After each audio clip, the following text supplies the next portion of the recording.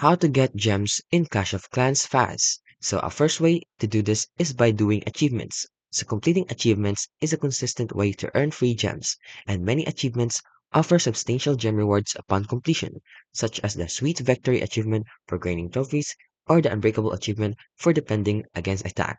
And second is removing obstacles. So regularly clearing obstacles like trees, rocks, and etc. from your villages, and these obstacles have a chance to spawn a gem box, and they also provide a small amount of gems when removed, and those small amount of gems can stack the more you remove obstacles. Another way of getting gems is from the clan games and events. So just participate in clan games and special endgame events. These often feature gem rewards for completing specific challenges or tasks. Then you want to go to the gem mine. So once you reach builder base level 3, you can repair the gem mine at its maximum level. It provides a small amount but steady stream of gems each day.